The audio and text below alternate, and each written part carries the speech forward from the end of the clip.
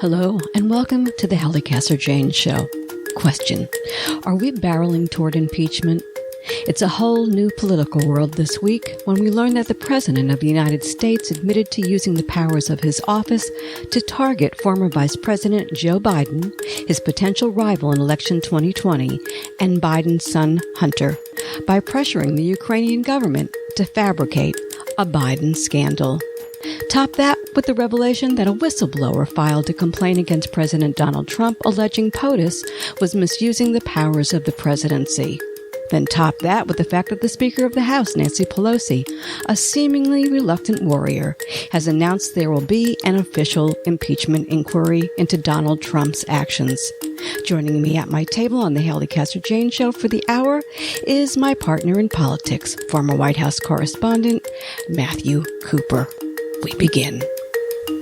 Good morning, Matthew. We waited until today because both of us wanted to talk about what's been going on in this wacky week, and I guess this time we can literally say wacky week in Washington, in which finally the dam broke and Miss Pelosi, who I've been very hard on, finally stepped up to the plate. Forced to step up to the plate, maybe, but we'll discuss that. And we seem to be in the middle of an impeachment inquiry, if that's what we're going to call it for now. But we did wait to talk because we wanted to hear what the D&I director and get a feel for what he was going to say when he went to Capitol Hill this morning. We listened. We kind of got the gist. So here we go, buddy. Welcome. Good morning. Good morning. And, of course, we got the whistleblower complaint itself this morning. We got everything, and my eyes hurt, my ears hurt, my heart hurts. And I want to start with that, Matt. I don't think anybody is applauding and is gleeful, and if they are, they shouldn't be about what's going on here. The President of the United States apparently has done something pretty disgusting, maybe one of the worst, most egregious things, and it's all allegation, I get that. But he's making Nixon look good at the moment. So can we start with how sad this is for America, that we're here, that we have to go here, and that we have to explore all of this and endure all of this? I'm sure you must share in that feeling with me. Well, I do. I would say the redeeming part of it is that those who keep saying it's a constitutional crisis, I think, are mistaken, that this is actually the way the Constitution is supposed to work. You've got a serious allegation against the sitting president, and it's being pursued seriously. That is how the Constitution is supposed to work. So it's not terribly redeeming of this moment, but it's something to hang on to. And I love it. So, well said. Well said. So let's start with where we are. Last time we talked, I was raging against Nancy Pelosi. I thought there was plenty there for them to start moving towards this impeachment inquiry, which, I was never in favor of necessarily going for impeachment. I just wanted to see Trump bloodied up within the inquiry. Who knew that history was going to take hold? And here we are. Let's do a little background here. What happened between last week and this week, Matt, on two scores? One, of course, is with this transcript that was revealed and what it said. And, of course, what you brought up, this whistleblower thing. Just give us an overall, please. Well, basically, it emerged in a very short time that a whistleblower in the intelligence community had come forth to complain that, the president on phone calls with President Trump in calls with the leader of Ukraine had, seemed to pressure the Ukrainian leader to launch an investigation into Joe Biden, that he was abusing his office for purely political gain. The whistleblower went forward through the process, and, while the White House initially balked at the whistleblower, being allowed to send his complaint to Congress, that eventually happened. Of course, the notes of the meeting between Trump and the Ukrainian leader were released, and they did seem to confirm what the whistleblower had said, that Trump had pressured the Ukrainian leader to investigate Joe Biden. So this obviously caused a huge storm on Capitol Hill and in the country, and it led many Democrats who had been reluctant about an impeachment inquiry over Russia and the Mueller report to decide that this really was time, and that gave Nancy Pelosi the political room to come forward. So that's the gist of what's happened in the last week. So let me start here with you. You, my good friend Matthew Cooper, one of the greats. He's been embroiled in all the politics that anybody could possibly be embroiled in as former White House correspondent, wonderful writer. Been around a long time. We've discussed that. What do you see here is really happening? What do you feel here? Do you think there is something here? What are your gut instincts telling Matt Cooper? What do you think the president needs to fear the most at this time? Well, I do think it's an incredibly serious charge, and I think it's apparent to all. Unlike Russia, where there were kind of the shadows of and the implications and the penumbras of Trump's involvement. This is his own words. This is direct. He's not disputing the substance of the call. So it's very serious. It's clearly galvanized the Democrats in a way that the Mueller report and the previous Russia investigation did not. And I think from what we can tell, the House is going to move forward very aggressively in this investigation, quite possibly to voting for articles of impeachment. So it's very serious. On the other hand, the Republicans haven't really cracked. They may at a later time, but for the moment, they're quite solid, with few just rhetorical exceptions, but quite solid. So we're just going to have to see how it plays out. That's my basic take. I do feel this is different. Let me bring Nixon into this, because that's really the place we all have to go, because that's, what do you call that? That's the impeachment of a generation. That wasn't an impeachment, but he was right. Forced that to did quit. lead the president to leaving office. Okay. So The reason I bring that up now is because there are some similarities here, strong similarities, cover up, yada, yada, yada. But also, I want to bring up the fact that at the time they started to go after Nixon when all of this started to bubble up, Republicans weren't going against Nixon either. That is true. How quickly they turned at the last minute to save their own you-know-whats. So do you have, that's what I sense. And I sense that a Mitt Romney, who did step up and say this is looking serious, or even Ben Sasse, who after reading the whistleblower thing, was like, people like George Romney, who said, guess what? If I think that they're going to vote against him, meaning Trump, what's his name? Said he thought 20. Who was the Republican operative who said he thought that 20,000 would vote? Mike Murphy, that's who it was. He said that 30 Republicans would vote today if the vote were held in secret to take out Trump, impeach him. So I don't totally agree with you that this is the same and that there haven't been cracks. I think there are cracks. It's just too early in the show if we compare it to what happened to Nixon, and I wonder how you compare it to Nixon. You were around then, weren't you? Well, I was 10, but yeah. Well, I think the interesting parallels to Nixon are, one, Nixon's top people reaching out to the North Vietnamese in 1968 during the election to try to get them to delay the peace talks with Lyndon Johnson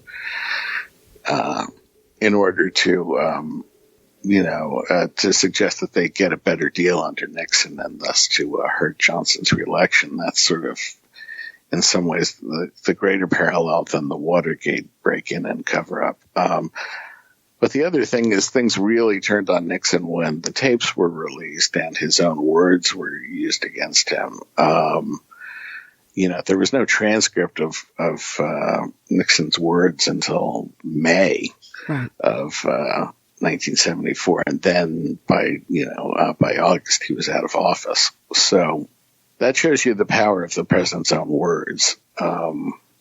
Which we learned this morning. The president trying to cover up his words. He's been transferring private conversations off the regular server to another server.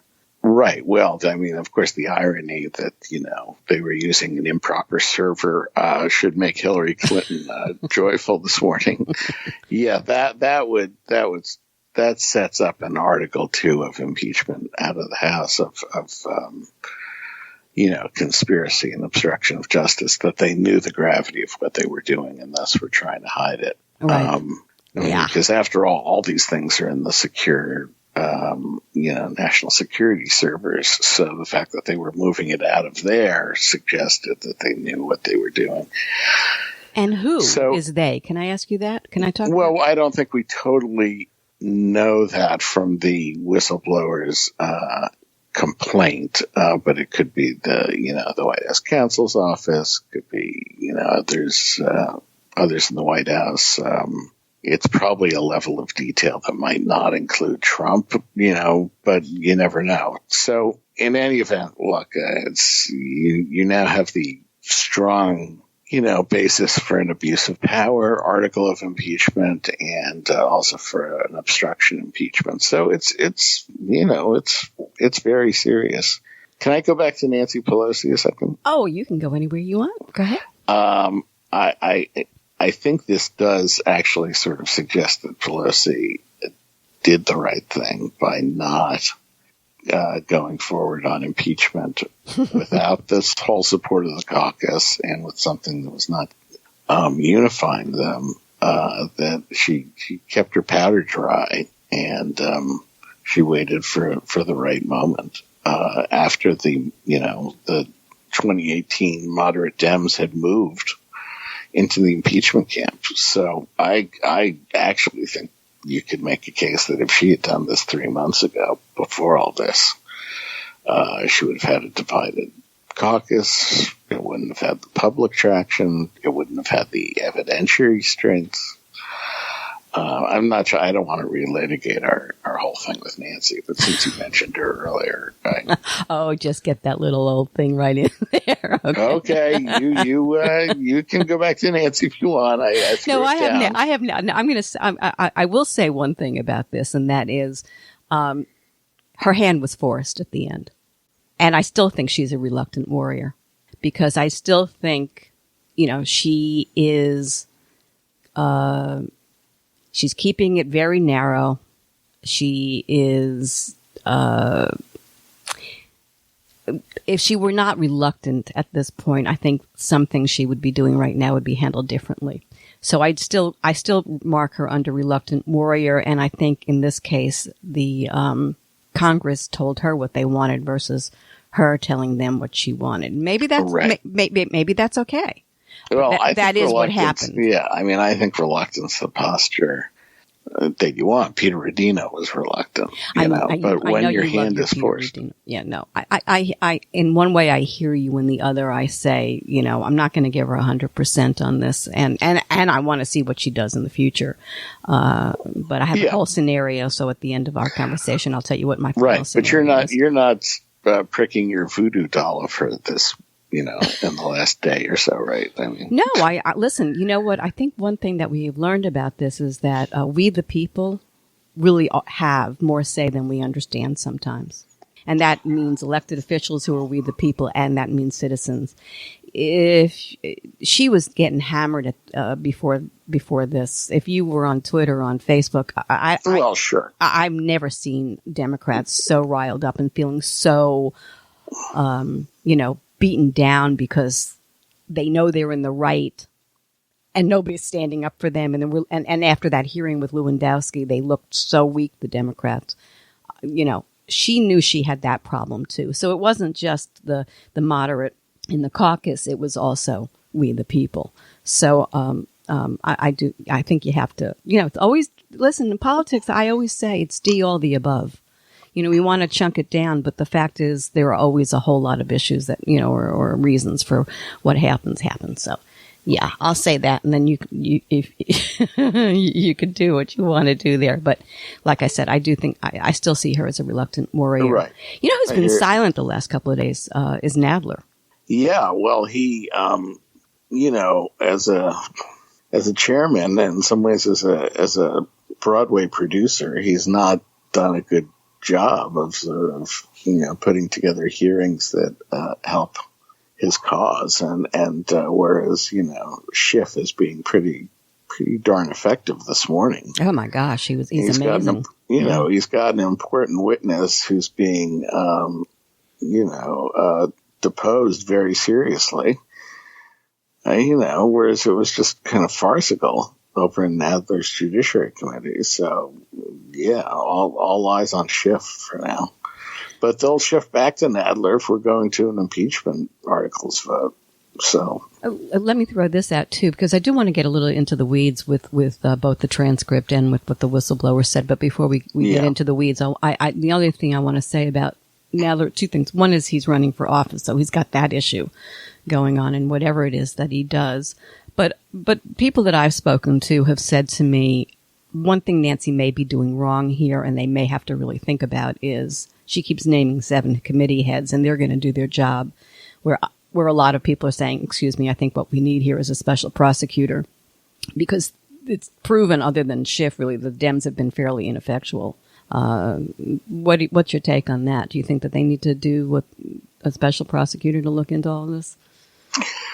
I can see the case for it, but on the other hand, things are moving very quickly, and if you set up a special prosecutor's office, as you know from past experience, it's laborious. You got to staff up, you got to start at the beginning deposing everyone. It takes forever. I don't know if the Democrats will really want to, in effect, slow down what's happening by going to a special prosecutor. I mean, there are some merits to it, but let me ask you this: without a special and remember, they don't appoint it; you have to get Barr to do it. Well, Barr that's another conversation we're going to have. But if you want if you have a special prosecutor, Matt, can that person act more as a bringing it all together and making sense of it all and controlling it all?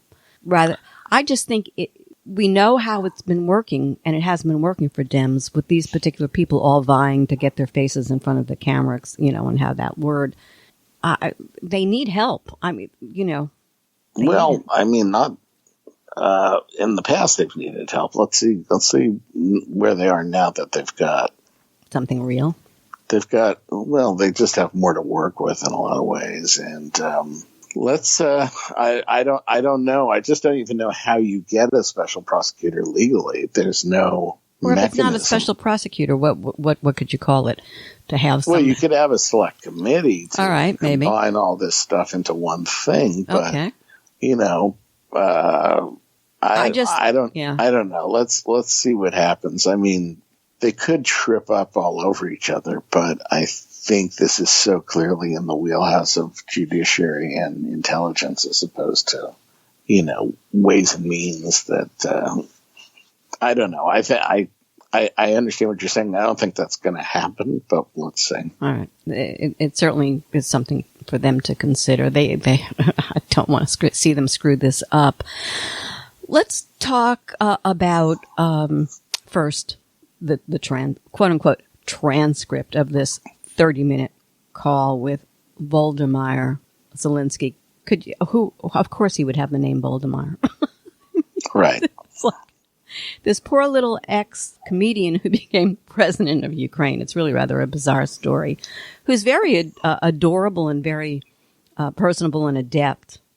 But, I watching that yesterday, and I'm jumping ahead a little bit, but watching that yesterday, I thought, this poor guy is sitting and has to answer questions next to the leader of the free world who is in control of the finances for his destiny and his country's destiny, what did anybody expect him to say other than Trump is God? Yeah, well, look, sure. I mean, he was, incredibly obsequious to Trump in the phone call. I mean, it was just it was a lesson in how world leaders know they should deal with Trump. They flatter him. They say they stayed at his hotel. I mean, they have to do all the, touch all the bases, and he clearly did that, and was clearly, concerned about moving his defense monies. And look, in the call, a lot of it's going to, I think, hinge on the question of whether Trump was, using the defense money to leverage an investigation of Biden. I think it's pretty clear from the transcript that's what he was doing, but a lot of Republicans are already saying that's not what he was doing. Well, they can say what they want. But we learned this morning that there was a quid pro quo, by the way, if you read the whistleblower's complaint. But that being said, yes, the whistleblower, right. It adds more. It adds meat. More to that. Yeah. It definitely adds more meat to it. Look, I mean, the Ukrainians are in a tough place, right? I mean, they've lost a huge chunk of their country. I mean, imagine if he's like, we had, California had been occupied by China, and then you were, I don't know, that's not the best analogy, but you understand. We got the deal. Yeah. I mean, he's in a serious place. I mean, look, in the last 5 years, they've had a revolution. They've seen, a big part of their country taken over by Russia. Russia's still pushing, in every way possible, including militarily. And they need a lifeline. They need a defense lifeline. And, of course, he's going to suck up to Trump. Well, of course, and that's why it's all so silly. But, Chris Christie was very interesting. He had been on GMA that morning, right. Yesterday morning, and what he said, if the words, what were the words? I need a favor. Are mentioned. Can you do me a favor? Trump is in big trouble, and hello. Yeah, that's almost literally what Trump said. Yeah. Look, I mean, it is, the level of crazy and disgusting runs deep. And this whole idea of the president's personal lawyer meeting with foreign heads of state to try to confect a theory that the Clintons interfered in the 2016 election. It's crazy. I mean, the idea of Nixon sending James St. Clair, his personal lawyer, over to, abroad to help with the Watergate case. I mean, it's insane. Okay, so you said insane. Can I just say one thing here? This is the President of the United States. Yeah. This is the man who's in control of the world in one sense. He doesn't sound like he's wrapped real tight, buddy. No, I mean, he and Rudy and the InfoWars crowd are, pushing together an elaborate conspiracy theory. Whether they really believe it in their own minds or not, I guess they do. I mean, Rudy did you just watch Nunez completely recreate reality in the beginning of the hearing? Yeah, this is I mean, these people are off in la la land, and that alone should scare the hell. I mean, forgetting the malignant narcissism of the president who thinks he's beyond, which is part of nobody can touch me, which is why he does things like this. And he's not the first time he's been caught. It's the first time he may have to pay for being caught. But I think it's you got to give a minute to crazy. Yeah, I mean, just the idea of a president sending a foreign head of state to talk to his personal lawyer on any matter. I mean, geez, right? So let's talk Giuliani just for a minute, because the man's out of control, clearly. Did you see him with Chris Cuomo the other night? Yeah, it's an incredible half hour of crazy.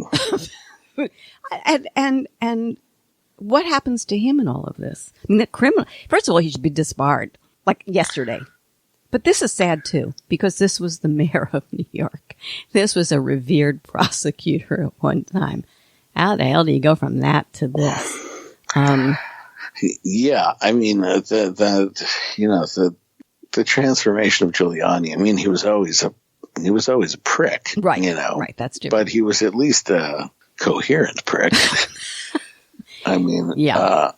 I mean, I don't know what you do with him. As he enters the winter of his life, he's really he's blown it. Just kind of crazed, and I can't totally get that, but in any event, he's all in with his client. He's all in with his client, and I think he's also broken, the bar, his code of honor and ethics. I think I think they're separate. I mean, I think there's going to be charges against him that are separate from all of this. Secondary, if you will, not separate, but maybe secondary. I don't know what they are exactly. You were listening to the Halli Casser-Jayne Show. The Halli Casser-Jayne Show posts new podcasts Wednesdays, 3 p.m. Eastern at hallicasserjayne.com and is available wherever you listen to your podcasts. Be sure to find us on Spotify, YouTube, Apple Podcasts, Google Podcasts, Stitcher, and on all your favorite apps. You can find the Halli Casser-Jayne Show on your Alexa device, too. Just say, The Halli Casser-Jayne Show. Oh, and come play with me on Twitter at The Halli CJ Show. How about this thing with and the Attorney General, Barr? I mean, they appear to have been all in, all of them on this, including this D&I guy, maybe fecklessly, but there he is. And you talk about that. Well, I mean, he's also, he does seem to have gotten the whistleblower report out. Who? Give me.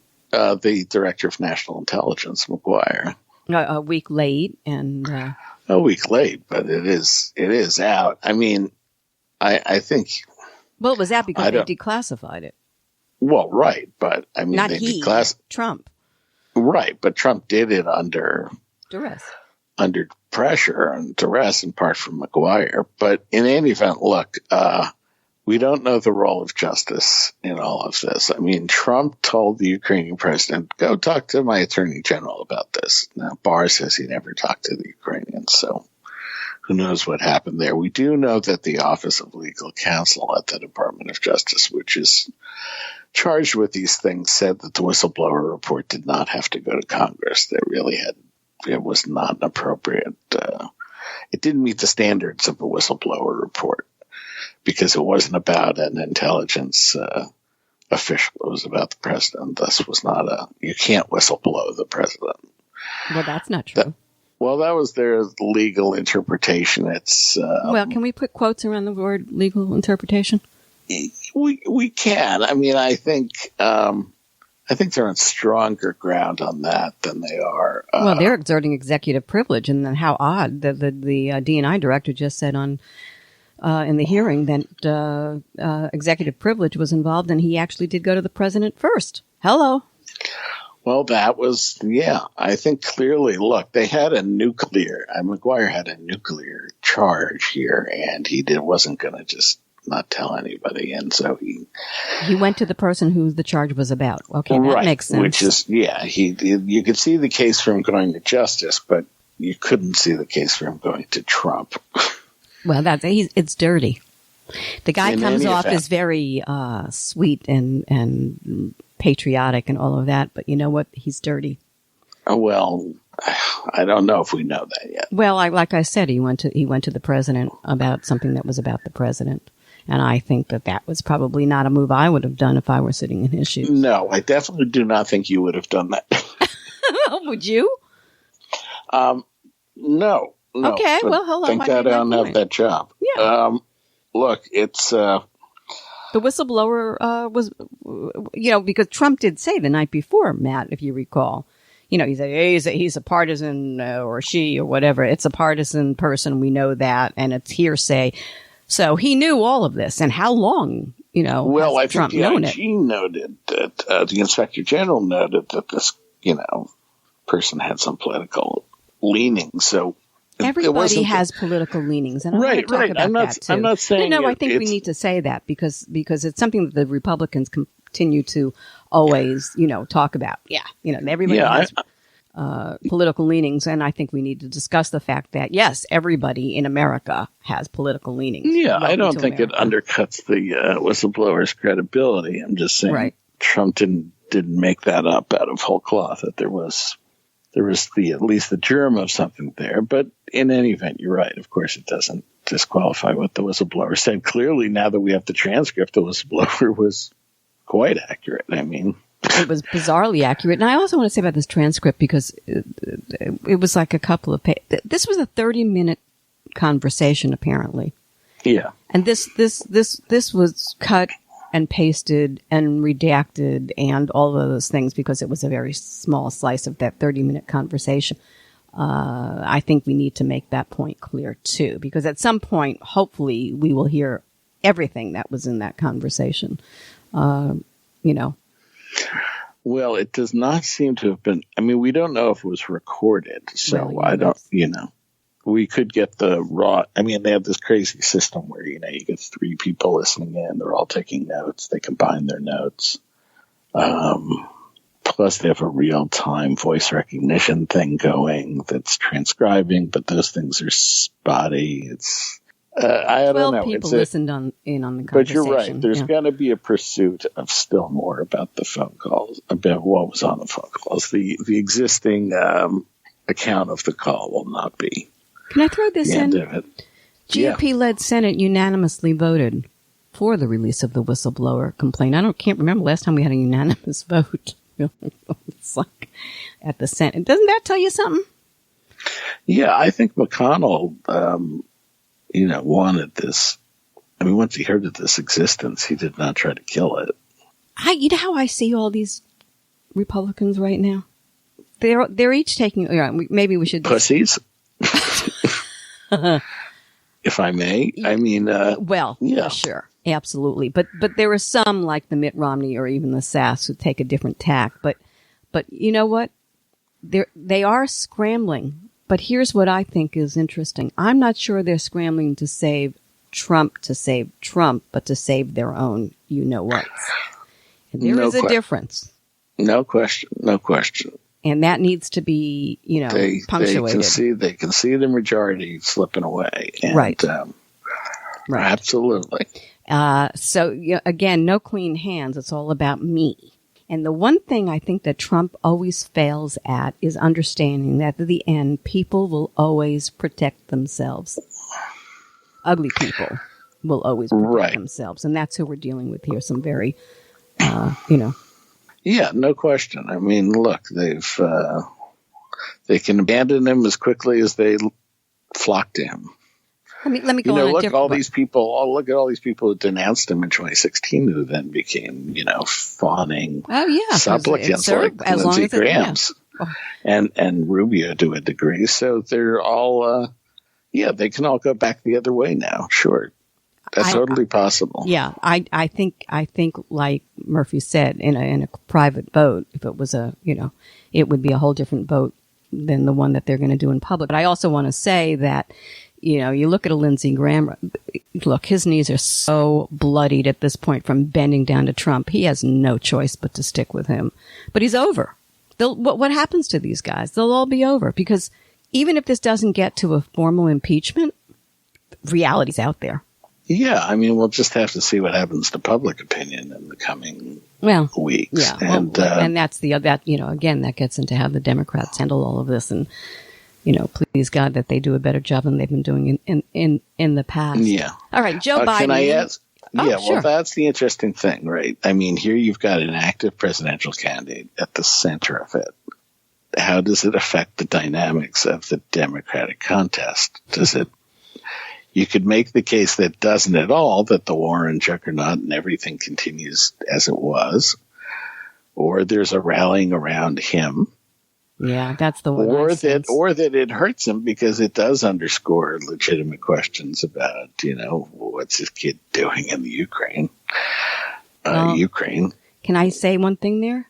That's dicey for Trump. No, I agree. Junior has a big book coming out next week.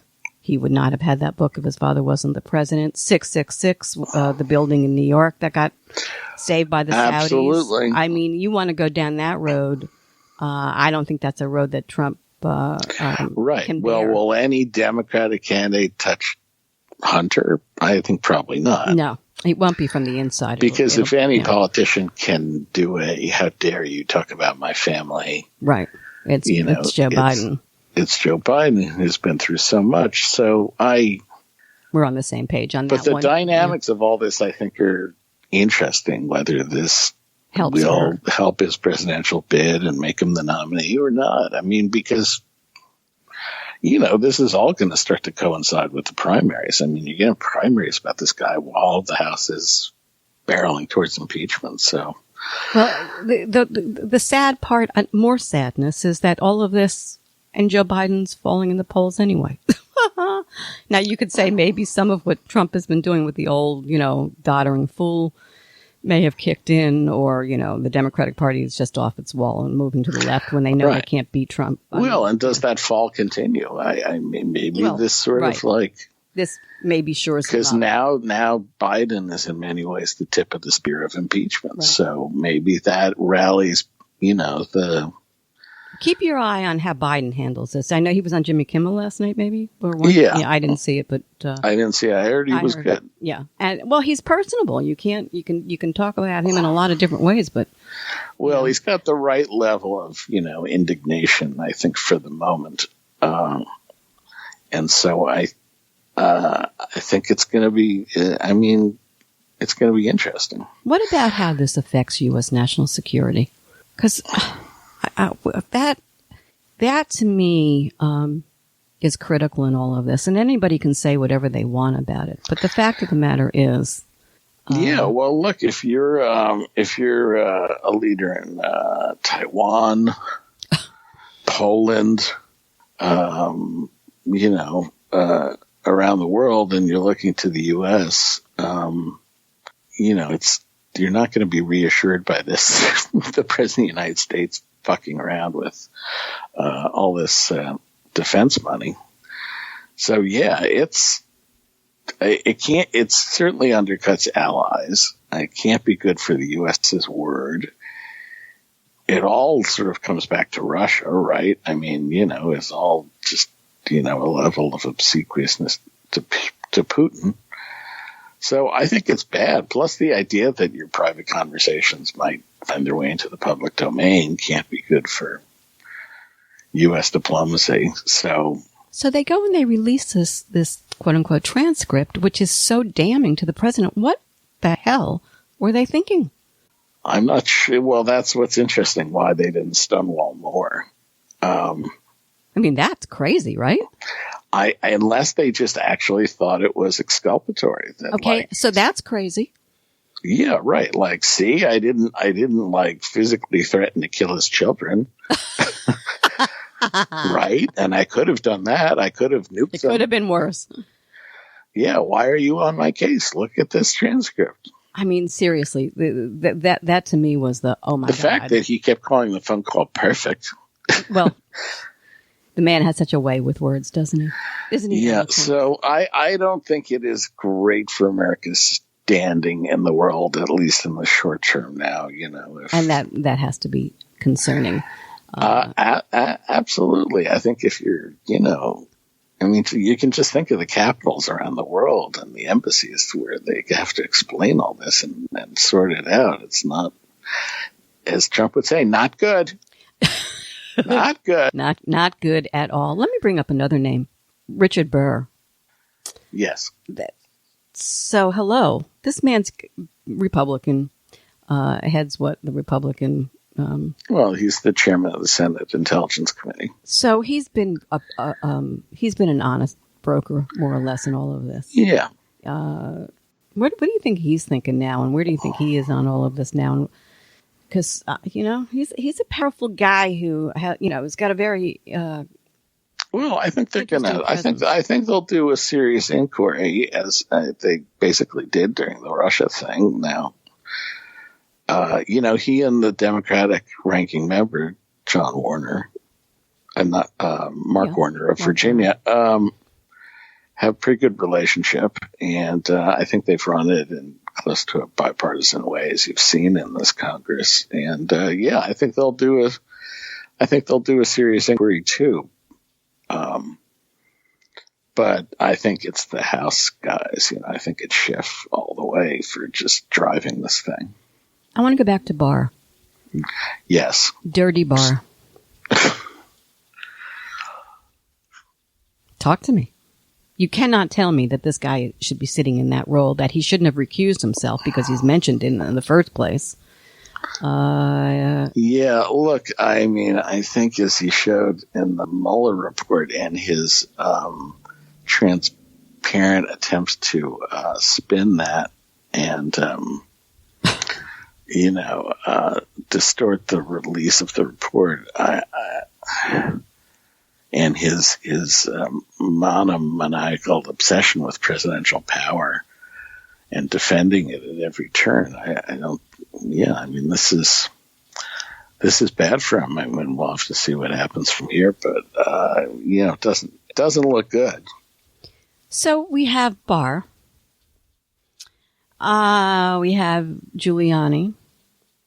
We have any number of these Republicans who are and I would where's Bolton today? There's this string of crazies, Matt, and I'm just, how do you clean this up? Well, I think we're seeing the process. I mean, I think we'll see. No, I don't know. I don't know because they're in power. I mean, I think now. it's a triad. It's a three-legged stool. It's public opinion. Mm-hmm. It's an impeachment process, and then it's an election.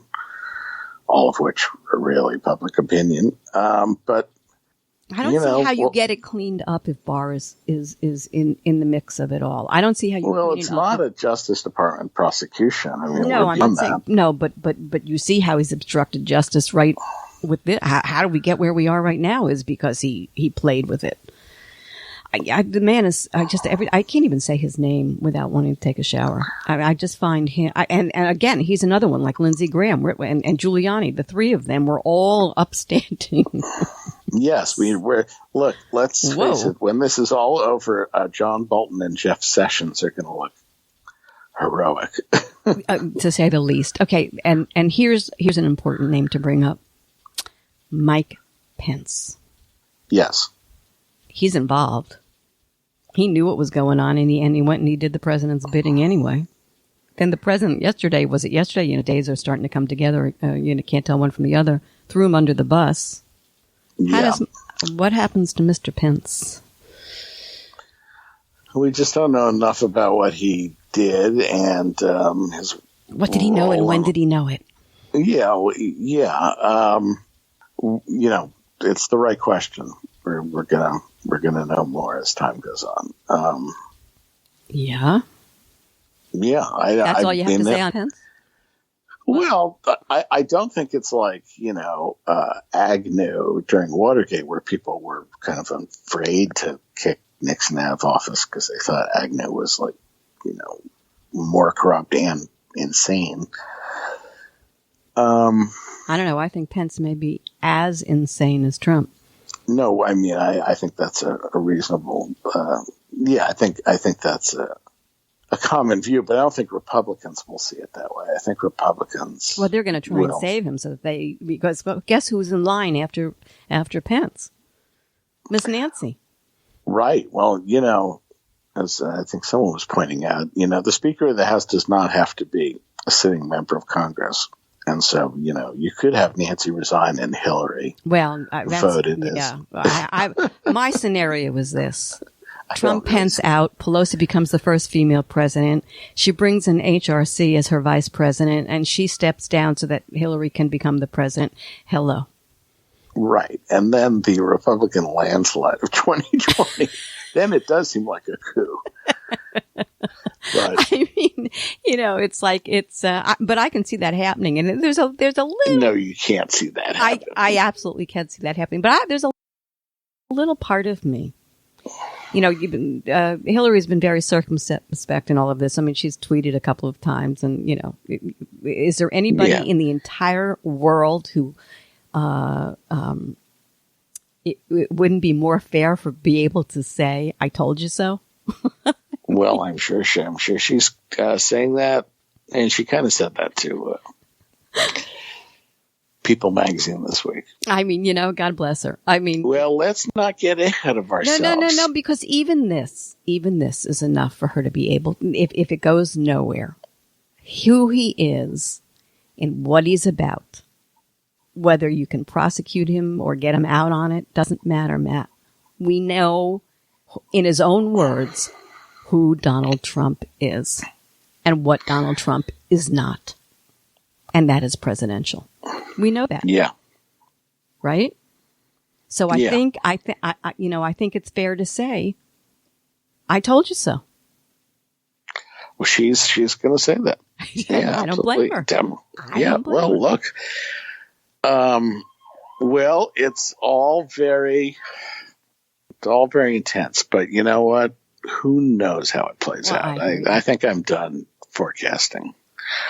Don't be done forecasting. Okay, I'll keep forecasting. Why not? It's too fun. I'm wondering. So, what do you see happening in the next week or so? I mean, this guy's testifying as we speak. What's his name? Well, they're supposed to go on a recess for and that's another recess because they've been back. They've been back a couple of weeks, so they're exhausted. I don't know. I mean, they'll keep hauling in witnesses up there. I think now you'll start to see more invocation of executive privilege, and I don't know. Well, I don't know how they keep.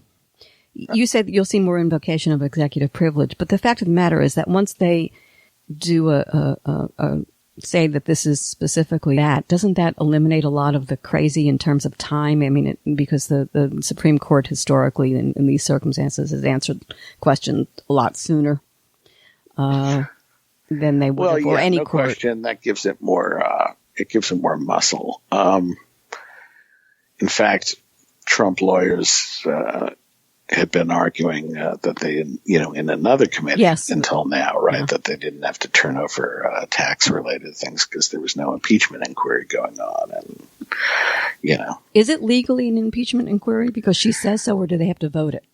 I don't think they have to vote it. I think they have chosen to vote on it in the past, but I don't think they have to. Right, but I don't know. That'll be interesting as well to see as to where they go. Yeah, she has votes. Let's talk about that too. She's got 218 votes in the House. Yeah, I think you've got a more or less united Democratic caucus, and so they can. Yeah. So back to Miss Nancy. Let's see. Like I said, I still say she's a reluctant warrior. And by the way, she's not the Speaker of the House. That's what Trump said. She's no longer the Speaker of the House. Right. Trump has declared she's. Yeah, so that's true. Right. That's so I'm true. saying to myself, I want to see how she proceeds, Matt, in the next couple of days to see really where she's willing to go on this and how far she's willing to press it. I think after reading what I've been able to read of the whistleblower's report today, I think it's punctuated. By the way, can I do a little intrigue here real quick?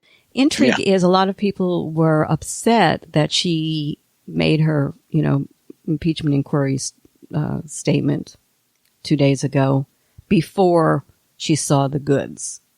And they said, why did she do that? Why didn't she wait? That's the Republicans' argument. If she had waited, maybe, it would have been different, or she was, this is how hungry she was to do what she did. And my intrigue is, I wonder what they actually knew because she was enraged. What was it? Tuesday, Monday? Yeah. She was frothing at the bit. So I'm intrigued. How much of this was leaked and how much did they already know? I don't think. Well, it's a good question. There. Plus, I think Trump called her that morning trying to walk the whole thing back. So, you're right. That probably pissed her off more. Yeah. I think we'll see more. All of that's going to leak out too. That's my point. I think. Yeah, and I think more is going to leak out of the White House about how they, handled the last week.